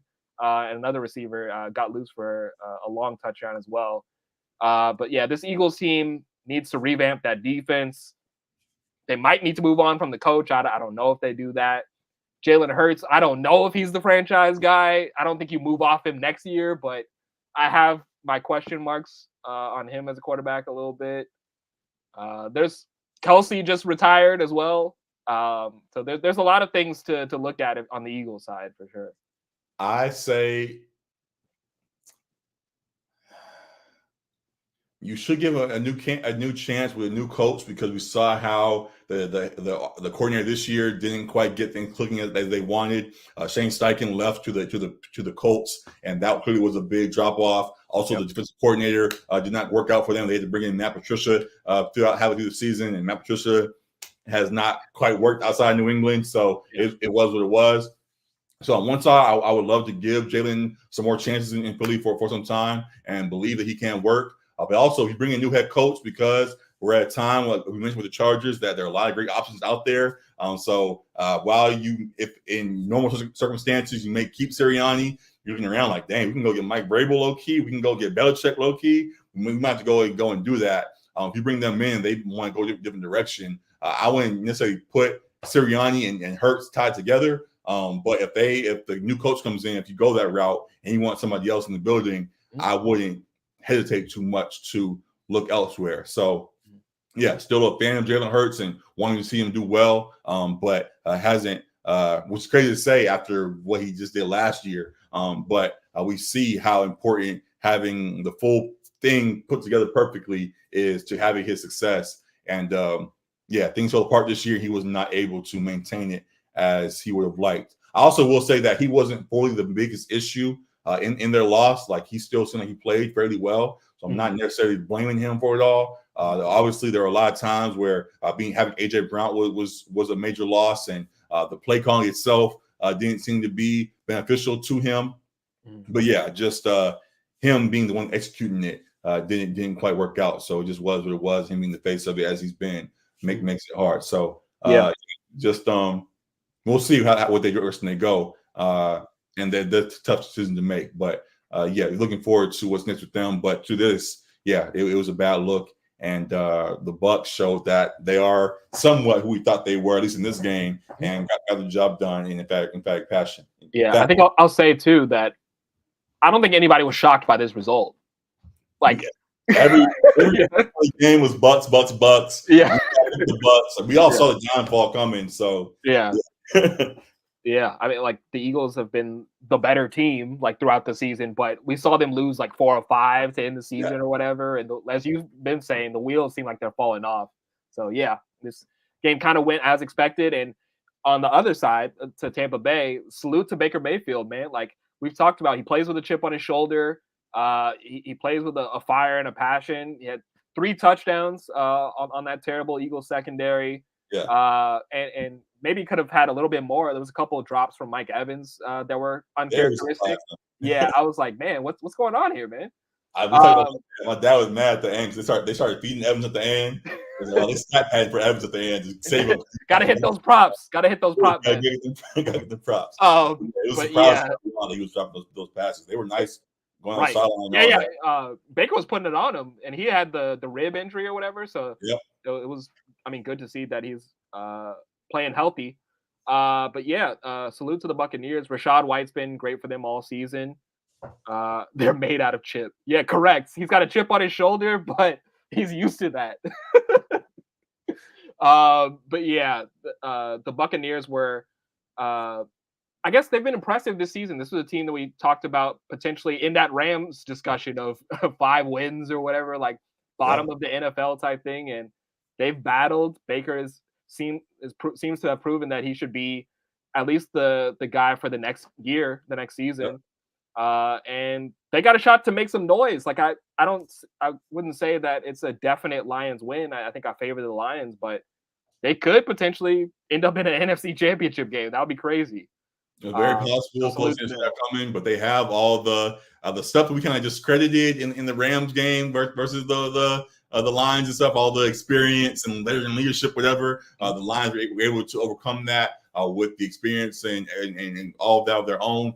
In this game, it's somewhat the same thing. Another Super Bowl level head coach, Todd Bowles, was a coordinator for the Super Bowl, but still was there with this offense full of vets and defense that has made deep runs themselves. So it's going to be a fun one. I think the Lions have the right pieces to combat the things that the Bucs would throw at them in regards to blitzing a lot and all of that. I think being able to dump down to Jameer and David Montgomery and even do the quick things that they do in the past game with Amon-Ra and Jameson, who is starting to get active a little bit more in that offense finally, as he was drafted to do. I think they have the right pieces to combat what the Bucs throw at them. So they didn't believe, but Goff did. I'm back on that train, rolling with the Lions. I think they can actually get ahead of the Bucs, though Rams legend Baker Mayfield is playing good so far. Yes, sir. Rams legend for sure. To that point too, I lean Lions as well. It's tough when you see teams like have significant momentum, like a Buccaneers or a Texans. You think that can put up a fight, but I think that the Lions, because the Buccaneers have a bottom 5 secondary as well, I think the Lions are going to be able to have success throwing on them. It's Jared Goff at home, which always that's better for Goff at home in the dome. Correct. As long as he's got a clean-ish pocket, I think they can torch that secondary of the Buccaneers. And as you mentioned, they got the change of pace with Jameer and Montgomery, veteran running back that's been productive against pretty much everyone this year. So I think the Lions will get the job done in this matchup. Yeah, very, very fun matchup. Again, it's playoffs, so of course tuned in. But either way, I'll keep this game out as it should be a good one. So looking forward to that. And the last one, Jordan Love and the Packers going up against the Brock Purdy and the Niners should be a good one. How you see that going? And any thought again about how they dismantled the Cowboys? I mean, we got to start with the Cowboys and the Packers first, man. I mean, come on. Like, the jokes are hilarious. They write themselves with the Cowboys every year, man. You try to give them credit. I mean, maybe you don't, but you try to give them credit when you see them performing. I told you the playoffs are in Dak Prescott's hands, and what did he do? First round. So, I mean, you saw the play early on before I even said you called it out. Like, hey, this is what's going to be. And that's how it went. So I didn't give them the game. I thought they were actually going to win the game. Yeah, everyone did. Everyone literally did, except for Packers fans. Hey, Dak's not that guy, so it is what it is. We've all seen the Cowboys fail tremendously each year, and we still thought they'd win the game because of how good they've been this season, how good they are on paper, how great a season Dak had. They've been 12-5 the last 3 seasons and have gotten bounced in the first round every season. So the jokes just write themselves, man. McCarthy seems like he's on thin ice. He might be out of there. Dak tried to put himself on the cross, as Matt said, with him. Put him with me. Yeah, so Jalen the same thing today. Him and Jalen are the same type of guy. Like, y'all just literally, y'all just same quotes and everything. So both of them, they might be tied together. Dak and McCarthy might be out of there. East is nasty, man. Well, yeah, it really is. That's a nasty NFC leaves. That's a nasty division. Really. But yeah, Dak. The thing is, I probably give most of the credit for the loss to the defense. Sure. Like, they gave up 40+ points to the Packers. Not to say that the Packers aren't good. Like, Jordan Love was sensational. But that defense that's been really good for most of the season was Swiss cheese against the Packers. Like, they were giving up everything. And so that was a bit shocking to see. That I guess they're gonna have to figure that out in the offseason. We say that simply, and I agree with that. On the other side, as much as they were Swiss cheese, it was because the Packers have put together a good scheme to combat it. They did. That you didn't fully acknowledge is that they have put together a great cast of skill guys around Jordan Love. They keep finding new receivers. Everybody thought Christian Watson was going to be the clear 1A. And even when he gets hurt, you have Jaden Reed, or you got Romeo Dobbs, or you got Tavius Wicks, or you got the tight ends who step up and can play. Or the back, you got Aaron Jones still doing his thing. Right. Who was out. Aaron Jones went crazy, so They found what the right style of player you need to put around Jordan Love was. And once they all started clicking, they were able to manipulate things however they wanted, and it showed. So as much as, yes, the Cowboys got picked apart, It wasn't Yep. just because they were bad. It was because the No. Packers put together the right scheme to do so, and were understood what they need to do whenever the Cowboys do anything at them. So Right. just that's more praise to the Packers on my end, truthfully. Yeah, I'm with you. I agree there, and like to that point, Jaden Reed, I don't even think got any targets. It was like all Romeo Dobbs. Like it could be any one of like those receivers, kind of, because they're all impactful in their own right. But yeah, just more praise to Jordan Love. He looked like a star out there.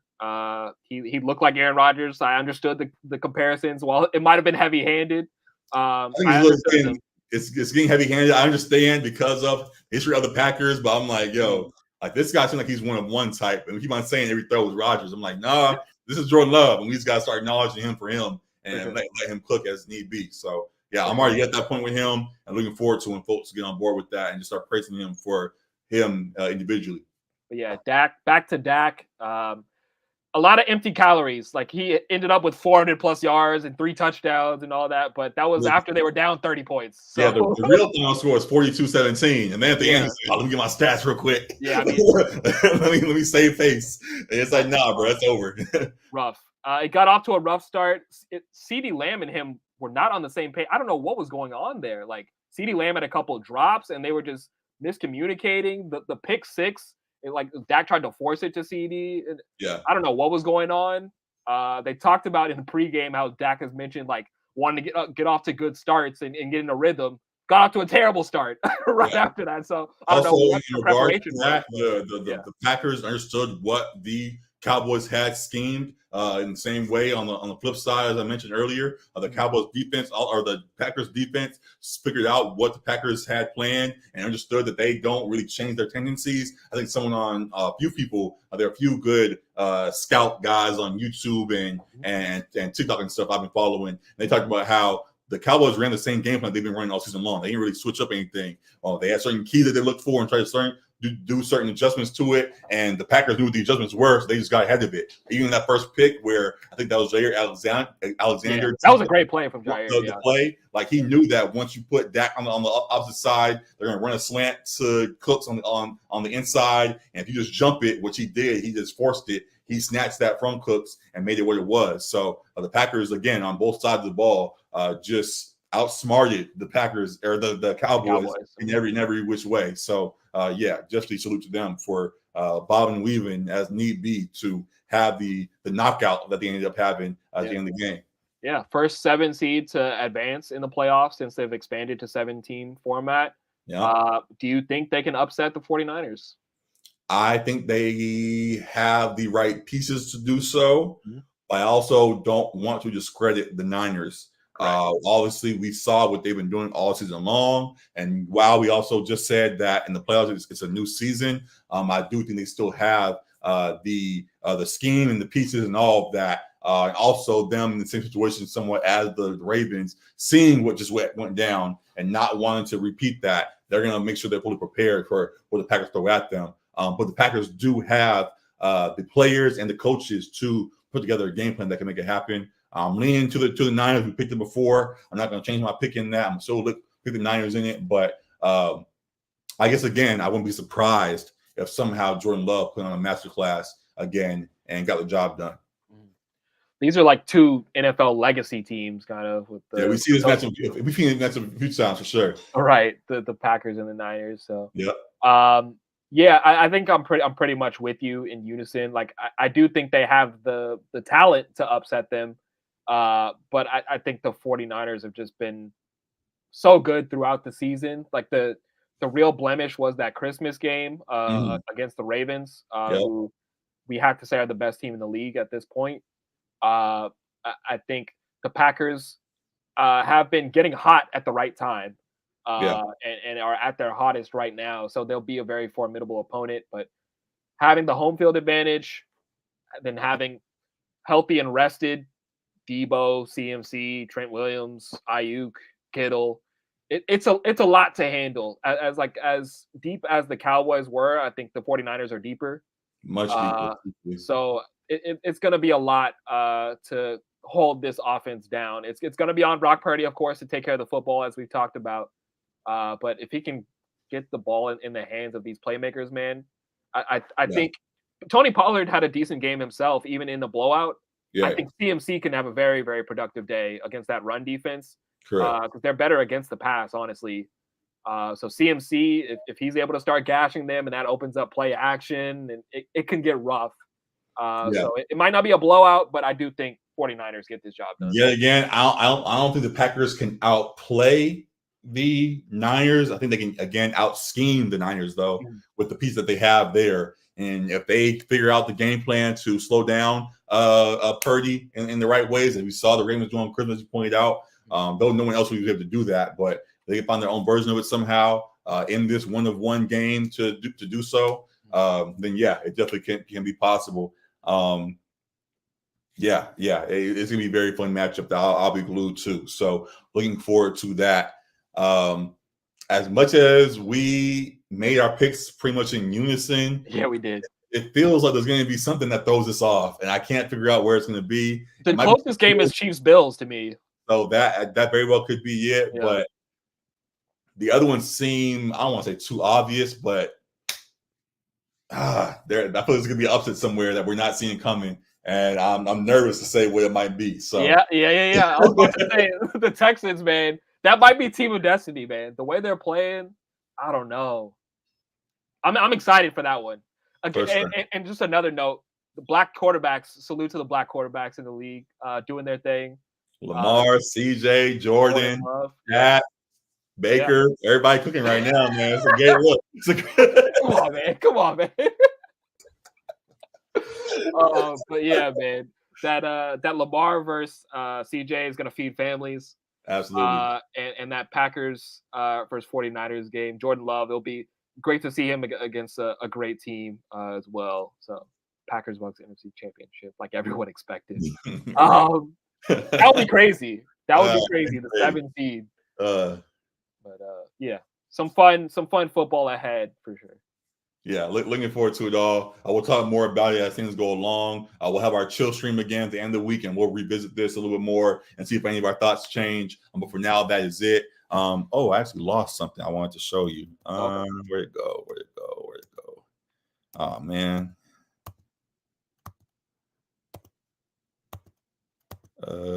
Okay. So usually we say this for the chill stream, and usually chill stream is more for basketball. So on the football side of things, I found this page that has a bunch of NFL quizzes. So to end the episode, we can pick one of these and try to fill it out as best as we can. Some that stood out to me were what was the one that I saw that I think we could do? It was I'm claiming myself football casual first and foremost. Sure, and name wise, I'm somewhat casual myself, but I think one of these we could do. Can you name the athletes who won these awards in 2023? Can you name every receiver or the player with the most receiving yards in the game for every franchise? Can you name the quarterbacks with the most career rushing touchdowns?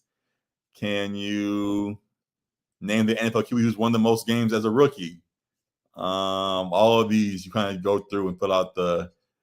Can you name the active NFL players who have rushed for 1,000 yards or more in a season? I think that could be a good one. Sure.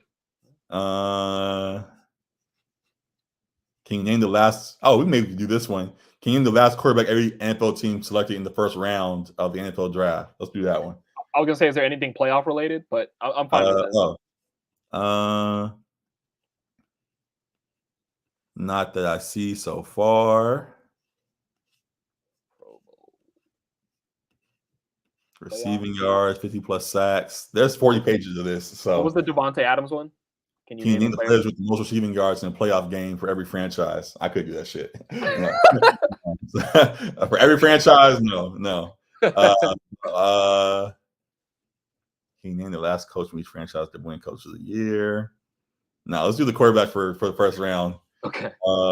Okay. So Arizona 2019. So wait, so what's the question? What's the question again off the top? The clock already started. Hold on, we'll back up. Can you name the last quarterback each NFL team selected in the first round of the NFL draft? Okay. Help us out, Matt. Get out the way.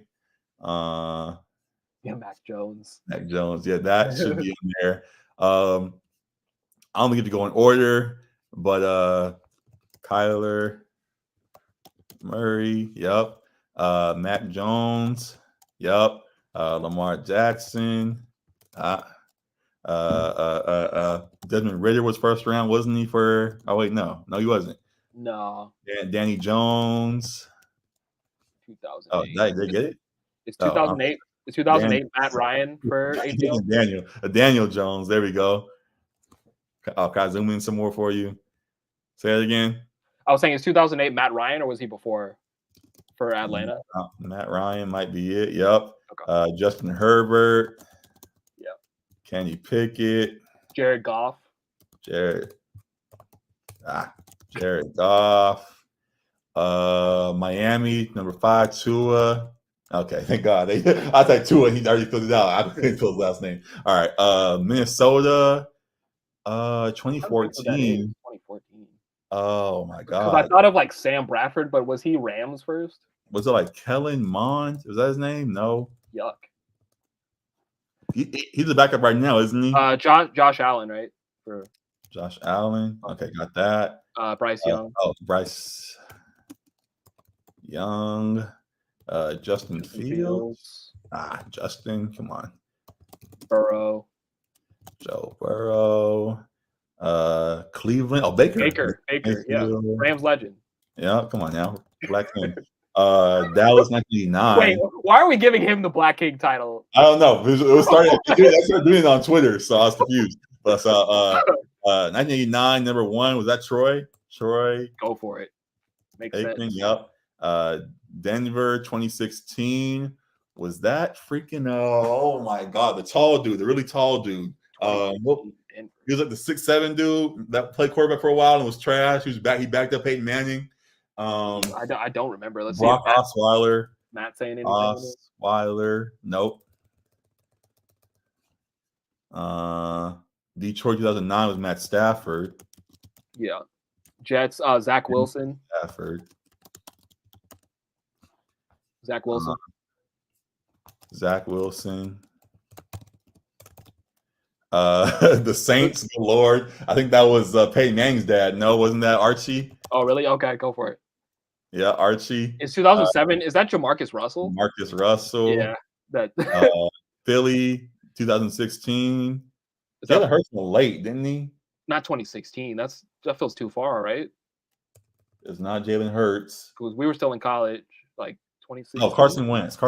Yeah. Right behind. Okay. Seattle, 93. Jordan Love, right? Yes. Scroll down. San Francisco, 2021, number 3. Who was that? Third pick in 2021 was a QB. San Francisco. Yeah. Trey Lance. Oh, yeah. Okay. Tampa Bay, first pick. CJ Stroud. Tampa Bay, 2015. Was that Jameis? Probably. Anthony Richardson.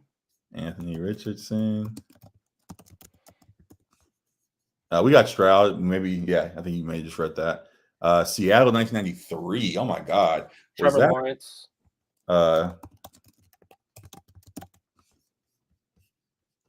Seattle, 1993, number 2. I don't know. I know 93 football. No, he wasn't that. Yeah, I don't think he went that high. You can try it, but I did try it. Okay. Didn't work.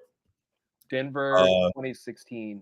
Who was the guy you're thinking of for that? I don't remember. It was the Osweiler, wherever that dude was, the real tall dude that backed up Peyton Manning when he was there. Okay, is Kansas City Mahomes? Mahomes. Was he top 10? Yeah. He was first round for sure. Yeah. We got 5 left, 40 seconds. Washington. 2019. Was that what's his name? 2019? No, the dude who passed away. Was that him? Oh my God, Dwayne Haskins. Dwayne Haskins, yeah. Yes. 25 seconds. 4 left. Who's at the bottom? Tennessee, 2015. 2015. Tennessee, 2015. Tennessee. Damn, who was their quarterback? Christian Ponder. That's too early. 2015. But 10 seconds. I'm not gonna get it. Tennessee, 2015. Oh my God. Oh, he said Christian Ponder for the Vikings. Oh, but you tried it already? Okay. Okay. Teddy Bridgewater. Teddy Two Gloves. Paxton Lynch. That's his name. Not Yeah, freaking. I wouldn't have got that. I remember his name now, but wrong guy. There's no way we were gonna get Rick Myrer. No way I was getting Rick Myrer. Yeah. And then Marcus Mariota. Yeah. We said Jameis too. He was right after him. Yeah. Should have realized that. But those are fun. NFL days, we'll come back to these. You saw there's 40 pages worth of those. So surely a lot of stuff we could do. We'll bring Matt on for a chill stream on Friday. We'll put that out there now. If you hear us, Matt, Friday if you can, join us, and we'll do some more of this trivia stuff, some more random NBA polls and stuff, grids and all of that, and surely have a good time. So that is it for the show today. Continue to tune into the show each week. A lot of fun stuff will be on the way for you guys. Continue to show love to LA Sports Report. Plenty of good stuff will be on the page for you there. LA stuff, we talked about all the NFL stuff today. NFL stuff will be our next episode. We'll talk about the Lakers getting back on track versus the Thunder the other day. We'll talk a little bit more about UCLA and USC going at it, and USC getting the dub finally versus them on the women's side. We'll talk about the Clippers who play the Thunder tonight. They get a chance to tweet that out, but they're playing the Thunder right now. Hopefully that's going well, and more things going on across the league. I think Pascal Siakam is about to get traded to the Pacers, so some stuff to discuss for sure that we'll get to. But another good episode in the books. We'll be live going forward on Facebook, YouTube, and Twitch. Make sure you like, rate, review, subscribe, comment, share, however you show love and can support. Make sure you do that there. We'll be active with you guys. Active on IGs where you can find the best updates, as well as Twitter. We'll keep those things updated for you guys on what's going on our pages, and excited for all that's on the way. Appreciate y'all tuning in as you guys do. Tell your friends about it as we get this thing built up, and looking forward to see more numbers of viewers go up each day. One of our friends are in here right now, Matt and others are there, and looking forward to what y'all hopefully they can join us next time around. But yeah, good episode in the books. Any last words from you, Alec? No, great episode. That was fun. Appreciate y'all for tuning in. We'll see y'all again real soon, and thank y'all, man. Peace. We out of here. Deuces.